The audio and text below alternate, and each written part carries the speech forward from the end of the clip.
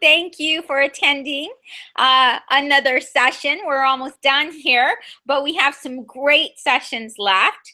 And one of them is by Kim Meldrum, who has a book called Assessment That Matters. And I'm going to let you know a little about her and her presentation, as well as Assessment That Matters, while she gets her slides together.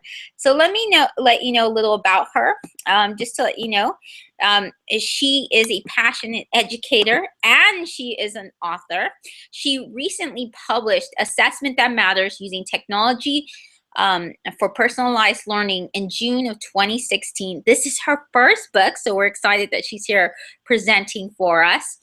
She provides the reader with an understanding of the different forms of assessment and provides examples of how to help students use technology to demonstrate their learning in different ways. So you can think of her presentation today as a teaser. She has presented for several conferences. She was at the first Canadian Google for Education Leadership Symposium and EdTech Team Google for Education Summits. She's focused on using technology to support good pedagogical practice. Kim works to change the way educators view technology. Her expertise includes a focus on effective differentiation, digital literacies, assessment, and reflective learning practice. She has been instrumental in the successful adoption and support of Google Apps for Education at Lester B. Pearson School Board in Quebec. And she is a device agnostic educator who encourages, I'll put her slides up here, education professionals, teachers, and administrators to develop a growth mindset and take risks in the classroom. So I'm going to go ahead and hand it over to her. Thanks. It's great to meet you. I just want to double check. Are my slides showing?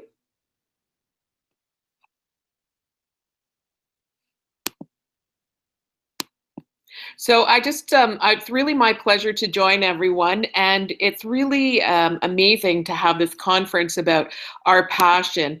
I mean, my passion really, truly is about giving students the opportunity to create and to share their learning in different ways. And what's really amazing to me, I'm sort of at the end of my career in teaching, is how educational technology has really brought forward incredible opportunities for all of our students. We know that they're all globally connected, right? This is a really rich technological world. So we need to access that and harness the power that they have to communicate with others. They're Generation Z now, which a lot of people, when I talk to them, don't realize. And, you know, this generation's the most connected, educated, and sophisticated generation that we have seen so far. And again, we need to harness that. We need to look at their skills and their passion and build their learning and understanding and knowledge from that. So, you know, our new kids who are arriving to kindergarten this year are actually Generation Alpha. So you can imagine the skills that they have if they've even surpassed Generation Z. So we really need to think about who these students will be when they arrive to us in high school. And I think we can all agree that teaching them in the same manner that we have for the last 15 years really isn't going to work anymore. And so in light of all of that, we have to think about how are we going to assess our students. So they're very global, they're very social, they're visual, and they're technological. And so we have to think about what does that look like for them. And really what we need to consider are what I call the 4 C's. Sometimes you'll hear them discussed as the 7 C's, but I think what I like about the 4 C's is it brings it to a really cohesive explanation for teachers and for our students. So what we want our students to be able to do is to consume information, to create, to connect, and to curate. And by curate, I really mean having rich examples of their learning that they're going to put and curate in their digital portfolio so that they're developing their digital legacy. So let's think about what's most important. Often when we go to workshops or we talk about new technology, the conversation evolves around tools. What I like to remind everybody is that it's really about the learning goals. They need to come first. We need to think about what is it we want our students to learn, how are they going to demonstrate that creatively, and then what tool would be most appropriate. And in most cases, my suggestion is that we let our students select those tools, that we share with them what the goals are so they don't have a moving target, and then they come up with creative ways to demonstrate their skills and their knowledge. So I posted this question recently, and I think part of why I posted it on Twitter was we need to reflect on what it is we're doing as teachers and how we're creating. And a conference like this is such an amazing opportunity to do that. So, you know, when you leave today, when you start working again on Monday or Tuesday, think about, do your students have choice in how they demonstrate their skills and knowledge? Because if they don't have choice and if they're always stuck with a paper pencil task, they're not having the same opportunities that they need to share and to create, and you're not learning about them as much as you could. So we talk about the 4 C's and how do our students do that? And really, this is how they do it, by creating videos and screencasting. They can take screenshots and photographs. So it's the marriage between analog and digital. And if you have your students creating this way, why wouldn't you assess it? Why would you have them create and then give them a paper and pencil test so you can take it home and mark it? Tedious. I remember schlepping things home and marking it, and it was never very fun, and it was in isolation. So when students are creating, you can look at the process that they're doing and you can give them feedback. So it leads me to my passion, which is not really 3 forms of assessment as this slide says, but in actual fact, 2 forms of assessment. And that's really the first 2. It's assessment for learning and assessment as learning that I believe are 90% of our responsibilities as educators, and really are what we do 90% of our time in the classroom. So assessment for learning is that process formative piece. It's where educators provide direct instruction. So you look at what your student is doing and you decide where do they need some support. And it's really based on their individual learning needs. It's based on what you're seeing them do at the moment. So I referenced it to a practice that has been going on for a long time in the analog world in my book, which is writing conferences. We did a lot of writing conferences with our students when I was a teacher. And really, that's what assessment for learning is about. But it's doing that while your students are creating using the tools of technology. And then assessment as learning. It's that reflective process piece. So it's when you ask your students guiding questions, when you work to help them become independent learners. And then that little piece at the end, that is the smallest part of my book, to be honest, is called summative. And that's where we take all the information we gather from assessment for learning and assessment as learning, and we simply turn it into a mark based on our district's parameters and our report card parameters. That's really what's important, is that we gather the information from assessment for and assessment as and turn it into of. So this is what's most important. And so you can see from this slide, I removed the summative piece because I really encourage all educators and really educational leaders to move away from the focus on summative assessment, and really let's look at what true learning and true growth and knowledge is all about. And that's assessment for learning and assessment as learning. So if you think about it, assessment for learning gives you a deep understanding of how your child learns, how a student learns. It talks about how they attempt a task. What strategies do they use to gain understanding? Are they independent learners? Do they go to a classmate to ask them questions? Do they ask you questions? Do they struggle through a task? Are they creative? Do they quit? Do they persevere? So lots and lots of information. And it helps us develop independent, lifelong learners. And I think we see a lot about having a growth mindset in referenced on Twitter and in our professional learning network about adults. And I think we need to realize that when we look at assessment as learning, we're really promoting independent learners with a growth mindset. And this is what we want. We want our students to be creative. We want them to use their ingenuity and to not lose their sense of imagination and creativity as they get older. So let's take a look at a couple of examples. In Google Docs, there's what I call a gift to our students, and that really is the power of voice to text. I want you to think about students in your class or in previous years who, because they have challenges with written language, have really not been able to show you how much they know and how creative they are. So by allowing our students to open a Google Doc and using voice to text, so that instead of inking their thinking, they're voicing their thinking, they're using their imagination, they're able to put their thoughts into text, but without the challenge of paper pencil.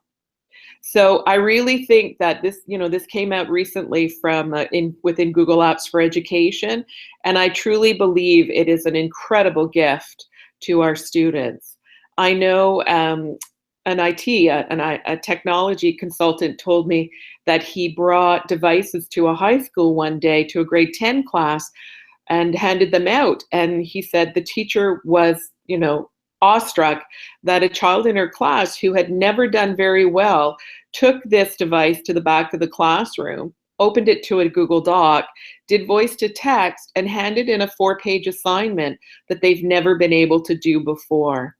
So not only did that teacher gather incredible assessment information from that student creation, but imagine the confidence that that child developed that he never had before, because they were always the student who couldn't complete the assignment as requested, who couldn't hand it in. So another little tool that I absolutely love is the power of screencasting. So this is just a little example that's on my YouTube channel. And you're welcome to watch it. But what I'll do right now is just explain what I did. So I was working with a child named Mateo for 2 years. He was a non-reader in grade 2. By the time he got to grade 4, he was reading, in my opinion, at grade level. But unfortunately, he word substituted. So when his teachers gave him a reading assessment, they scored it much lower. So I decided, it's not normally my practice to teach a child how to pass a test, but in this case, he and his parents were feeling discouraged. So I took a piece of writing that was at a grade 4 level. I simply pasted it onto a Google Doc. And then I had Mateo do a screencast where he's actually reading word for word and then playing it back and listening to himself. Jupiter is the largest planet in the solar system. Scientists. So what he's doing is moving the mouse word for word, and then when he's finished, he listens back to it. And the first time he did it, he went, oops, that's not the word I was supposed to read. It never interrupts with his comprehension, but it certainly made it more difficult for his teachers to recognize that he read at grade level. So that's just one simple activity that I did using screencasting. This is another one I'm just cognizant of the time, that's available on my website. And this is a young man in grade 11 who created his conics project using Desmos, which is amazing because it gives life to a student creation. But was also really powerful with Adrian was I walked into his class and I said, oh, this is so great. You're all creating with Desmos. It would be super for me if one of you would create a YouTube video for me. And so the next day, this arrives in my Google Drive account. And what his teacher told me was it was incredibly powerful for her as well, because Adrian had never talked much in class. He was very reluctant to share. So not only are we able to see his skill in developing the Warner Brothers logo with conics, but also the fact that he took a risk And because it was more secure to do a screencast without a live audience, he was able to ink his thinking and share with us what he had developed. So I think what's important to realize as well is that children can learn a lot through exploration and through play. So this is a photo of an innovation center that I built with a colleague of mine. And you can see we have a 3D Lego wall there. We also have a lot of robotics and devices, but we also have a banquette where the students can sit and read and chat and enjoy some conversation. And it's really amazing when the kids are building on that 3D Lego wall, the planning that they're experiencing, that we can learn what their thinking process is, their ability to collaborate, their organizational skills. Really, if we listen to our students and we look at their creations as they're doing it, we gather a ton of information. So this is, I worked with the teachers in the Innovation Center for a couple of hours, and I said, you guys explore the robotics, the dash and dots, the Mindstorms, the 3D Lego wall, and then let's talk about what information you can learn from all of that. And this is the richness of what they said you can gather from students exploring and using technology. So I think it speaks for itself. It's pretty impressive. So really, it's all about putting the pieces together so that you get the summative information that you need to meet the requirements of reporting on and giving your kids a mark. So I'm just going to remove my screen share. And I have now returned, I believe. So I don't know if there's any questions. I'd be happy to answer those. Okay, thank you so much. We've had a lot of great on Twitter and Facebook. I know mine is breaking up, so I'm going to go ahead and copy and paste here. We have one I know from Catherine, and I'm not going to pronounce it right, but it's Catherine Oselin, and so I'll paste it in the box here. She says, she made a comment about voice to text should not be thought of a lesser form of demonstration of knowledge. But she says some teachers are not in favor. So do you have any comments on that? I think really we have to help those teachers understand that students can demonstrate their learning in many different ways, and voice to text is one of those. That we shouldn't be punishing them because they have challenge with paper and pencil, that they're still able to tell us how smart they are. And that's our role. It's to encourage them, not to discourage them. And if they have a way to show their learning that they haven't been able to before, we need to allow that and we need to encourage it. I think some of the hesitation is maybe those teachers don't know how to assess it. And Peggy George made a comment about the importance of student choice when that's come up a lot. And so in particular to assessment, any tips on student choice when it comes to assessment? Well, I think she's absolutely right. Student choice is critical. I'm not really sure what she means in terms of assessment, because my passion and my belief is that when students are creating, it's the teacher's responsibility to make those assessments and not have the child redo a task in a traditional way. Okay. There also has come up, Dawn says that many of your ideas are so helpful with children with autism in varying degrees, especially their social skills are not well developed. So did you want to touch back on assessing students with autism?